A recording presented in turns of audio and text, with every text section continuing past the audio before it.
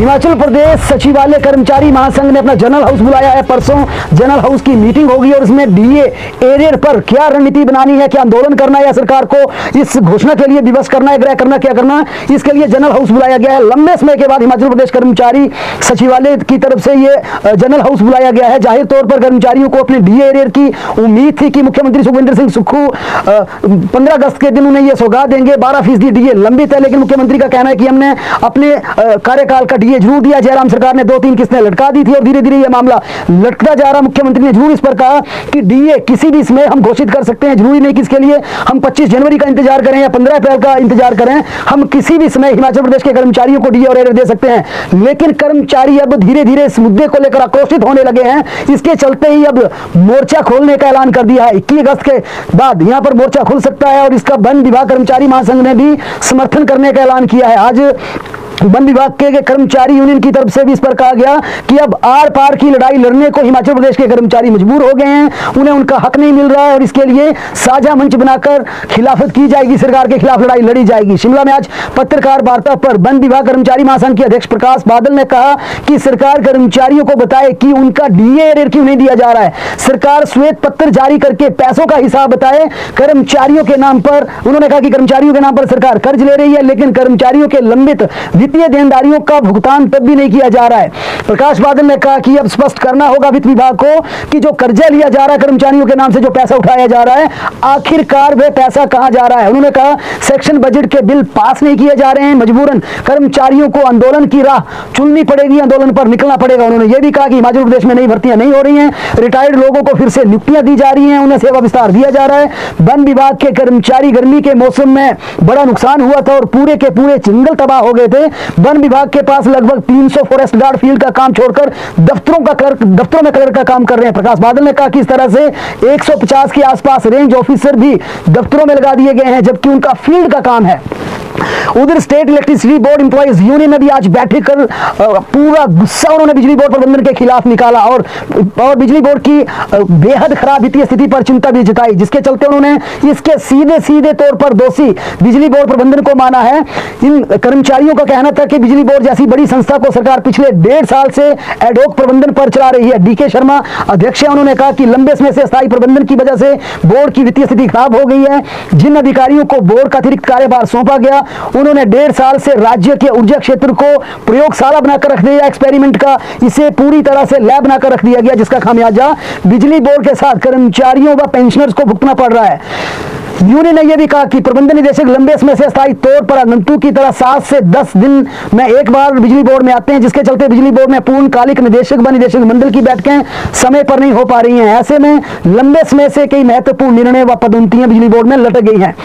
पिछले साल मई महीने में सर्विस कमेटी ने जो निर्णय लिए उन्हें अभी तक लागू नहीं किया गया। इसमें 20 मई 2023 को निदेशक मंडल ने बोर्ड में 1100 तकनीकी कर्मचारियों को भरने का फैसला लिया था, लेकिन अभी तक यह प्रक्रिया शुरू नहीं हो पाई है। यूनियन के अधिकारियों की वजह से 1.5 साल में बोर्ड और प्रदेश की जनता को हुए नुकसान की चार्जशीट तैयार कर अगली कार्रवाई सरकार को भेज दी गई थी, लेकिन उस पर भी अभी तक कोई कार्रवाई नहीं की गई। ऐसे में यूनियन के मामलों को गंभीरता से देखते हुए इसकी जांच के लिए उच्च न्यायालय में याचिका दायर करने का निर्णय लिया गया है। यूनियन ने यह भी कहा कि कुप्रबंधन के कारण बिजली बोर्ड गंभीर वित्तीय संकट से गुजर रहा है, जिस कारण कर्मचारियों व पेंशनर्स के वित्तीय लाभ सारे रुक गए हैं। स्थिति यह है कि पिछले 1 साल से कर्मचारियों की रिटायरमेंट पर अर्जित अवकाश व ग्रेच्युटी की अदायगी नहीं हो पा रही है। आज बिजली बोर्ड कर्मचारियों के अभाव से जूझ रहा है। तकनीकी कर्मचारियों को 48 से 50 घंटे ड्यूटी देनी पड़ रही है, जिस कारण प्रतिवर्ष 30 से 45 कर्मचारी हादसे का शिकार हो रहे हैं। यूनियन ने कहा कि इस कुप्रबंधन की वजह से बिजली बोर्ड कर्मचारियों का धैर्य अब टूट रहा है और यहां आंदोलन की नौबत आ गई है। उधर अर्की के फायर ऑफिसर मनसाराम को राष्ट्रपति अवार्ड के लिए नामित किया गया है। अपने 27 साल के कैरियर में मनसाराम ने अग्निशमन विभाग में अपनी सेवाओं के दौरान साहस व निष्ठा का अदम्य परिचय दिया। मनसाराम 2014 में शिमला के महालेखाकार कार्यालय में लगी भीषण आग को बुझाने में अपना अदम्य साहस दिखा चुके हैं, जिससे सरकारी संपत्ति की रक्षा हुई, कई लोगों की जान बचाई गई। इसके अलावा उन्होंने शिमला के तिब्बतियन मार्केट में भूस्खलन और किन्नौर के रामणी, पूर्वणी और सापनी में आग की घटनाओं के दौरान जान माल की सुरक्षा सुनिश्चित की। उनकी इन सेवाओं को देखते हुए मनसाराम को राष्ट्रपति अवार्ड के लिए नामित किया गया है। कोलकाता रेप एंड मर्डर मामले में देश भर में डॉक्टर की हड़ताल जारी है। हिमाचल प्रदेश में भी आज डॉक्टर हड़ताल पर रहे, जिस वजह से ओपीडी नहीं चल पाई। डॉक्टर राष्ट्रीय स्तर पर नेशनल प्रोटेक्शन एक्ट और राज्य स्तर पर स्टेट हेल्थ प्रोटेक्शन एक्ट लागू करने की मांग पर अड़ गए हैं। राज्य चिकित्सा अधिकारी संघ के प्रदेश अध्यक्ष राजेश राणा ने बताया कि इंडिया मेडिकल एसोसिएशन के आह्वान पर देश भर में डॉक्टर हड़ताल पर हैं। हिमाचल प्रदेश में भी डॉक्टर ओपीडी करने को तैयार नहीं है, लेकिन आपात सेवाएं चल रही हैं। उन्होंने यह भी कहा कि सभी ने मांग की है कि राज्य सरकार भी प्रदेश के अस्पतालों में डॉक्टरों की सुरक्षा सुनिश्चित करे।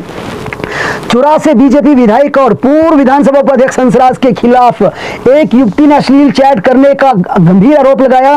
पीड़ित युवती ने शिकायत में जिला के महिला थाने में मामला दर्ज करवाया है। पीड़िता ने विधायक से जान का खतरा बताते हुए कई संगीन आरोप उनके खिलाफ लगाए हैं। पीड़िता ने एसपी चंबा को बाकायदा रिटन कंप्लेंट इसकी पहले भेजी थी, जिसके बाद महिला पुलिस थाना में भारतीय दंड संहिता की धारा 75(3)(51) विदिन 2 में एफआईआर दर्ज की गई है। पुलिस में दी गई शिकायत में पीड़िता ने कहा है कि उसके पिता पार्टी के बूथ अध्यक्ष हैं और चुरा से भाजपा विधायक हंसराज ने चैट पर उन्हें गलत शब्द कहे, अश्लील तस्वीरें उनकी मांगी। पीड़िता के मुताबिक विधायक ने पहले भी कई बार गलत बातें की हैं। जब भी किसी काम के बारे में विधायक से बात की गई तो विधायक ने कहा कि इसके लिए पहले मुझसे मिलना पड़ेगा, जो मैं बोलूंगा वो करना पड़ेगा।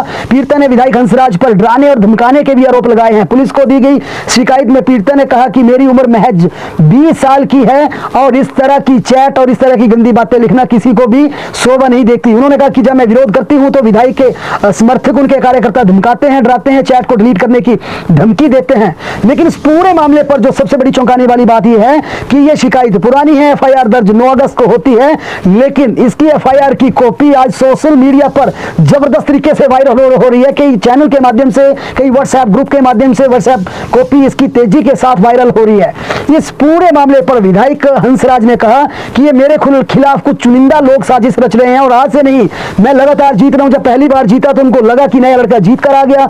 उसके बाद जब दूसरा चुनाव जीता तो मेरे खिलाफ क्या किया जाए, इस तरह की मेरे खिलाफ गलत हथकंडे अपनाए जाने लगे। उन्होंने कहा जब तीसरी बार लगातार जीत कर आया तो जो कुछ सिलेक्टेड यानी कुछ जो चुनिंदा लोग हैं जो हमेशा उनके खिलाफ कंसिक्वेंसी करते हैं, षड्यंत्र रचते हैं, उन्होंने अब इस तरह से डिफेम करने का प्रयास कर दिया, उन्हें बदनाम करने का प्रयास कर दिया। और उन्होंने कहा यह पहली बार नहीं हुआ है, मेरे खिलाफ इस तरह की साजिशें, इस तरह के षड्यंत्र पहले भी रचे गए हैं और हर बार मैं पाक साफ निकलता हूं। हंसराज ने कहा मुझे न्याय व्यवस्था पर पूरा भरोसा है, सत्यमेव जयते, सबकी जीत होगी। बहरहाल इस पूरे मामले को लेकर अब सोशल मीडिया पर एक नई जंग छिड़ी है।